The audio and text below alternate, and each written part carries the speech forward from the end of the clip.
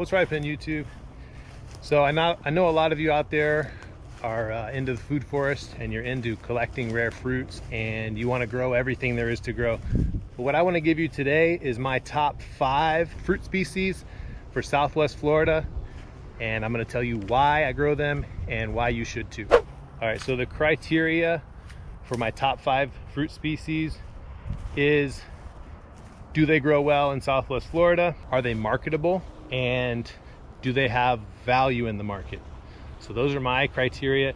Obviously, if you're planting just for your own consumption or just for yourself or as a collector, you might have totally different criteria, but that's what I'm working with. My first one on my list for me here has to be the mangoes. I have 60 varieties of mangoes so far planted at my property. I also have a collection of wild mangoes, which are Mangifera, something else besides Mangifera indica. I love mangoes. They perform well for me here in this climate, and I get a good high market value for them. It's basically the foundation of what brings people to come check out my place. So my number 2, which you'll see I have planted underneath my mango trees, is pineapples. And you'll see I have them underneath every single mango tree. Why? Because they fruit quite well underneath these trees. And another reason, which is important to me, is that they actually tell part of the story of this farm. So this area of the state was one of the original commercial pineapple production areas for the United States way back. Actually, right down the street from me is a place called Pineapple Storage. It's a storage facility now, but it's named that because it was a pineapple farm. There was a place called La Villa Pinery. My farm is on La Villa Road. La Villa Pinery, it existed in the past. This land very well may have been a pineapple farm back in the day. So for me, it's important to have them just because it harkens back to the history. And obviously I love pineapples. My number 3, and these are in no particular order by the way, but my number 3 has to be the passion fruit. And more specifically, it's got to be the purple passion fruit. So they don't look purple right now because they haven't begun to ripen yet, but you can see they're just prolifically abundant on this tree. And one of the reasons I like them is because it gives me production within my existing trees. And you can see here's the vine. This one's about 3 years old. It kind of clambers and sprawls, and then once it gets up into the canopy, it's out of the way. This is something that's productive to me here. It retains a high market value. These ones self-pollinate, the purple ones. That's what you need to get if you're in Southwest Florida. I wouldn't bother with the other ones. I've already tried them all. I gave up. You might have a different experience. Good for you. I love the purple ones.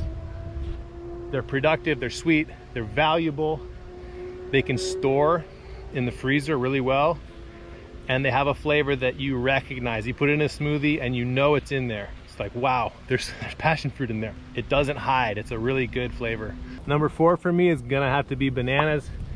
And there was a time when this whole entire mango grove was just loaded down with bananas. And you can see I'm still getting some production here, but really I'm trying to filter these out. I still have a little bit here and there.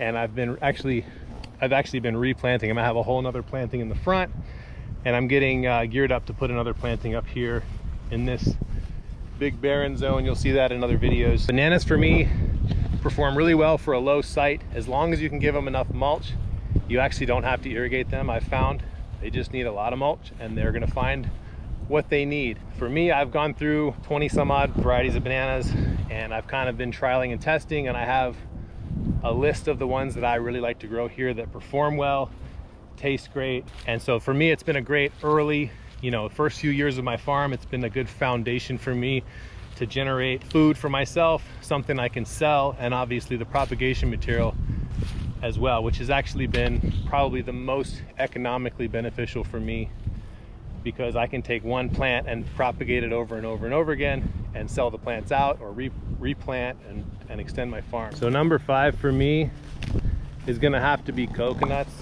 And you'll see most of my coconut palms are not quite to maturity yet, so I'm not actually producing them yet on the farm. But I do have them planted all over the place. So originally when I started this property, I was bringing coconuts from down in the Keys, from my wife's family's property. They had coconuts growing at their place. But since then, I've actually had access to collections, and I've been able to bring in a lot of different genetics here.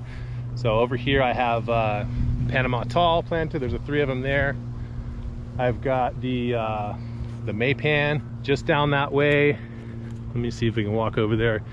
I have a collection of red spicata. That's in that section over there. Up in the front of the farm, you've probably seen them before. I have my my dwarf Fijis, and then among the mango grove, I have a really sparse planting of green Nino variety coconuts. And then up in the front, I have Macapuno seedlings. So if you don't know much about coconuts, that's going to be all gibberish to you, but that's going to be one of my long-term fruit species. Obviously, I have a lot of other fruits growing here on the farm, but those are my top 5. Mango, pineapple, purple passion fruit, bananas, and coconut.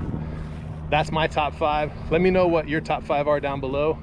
Give me a like, share the video, subscribe, and I'll see you next time.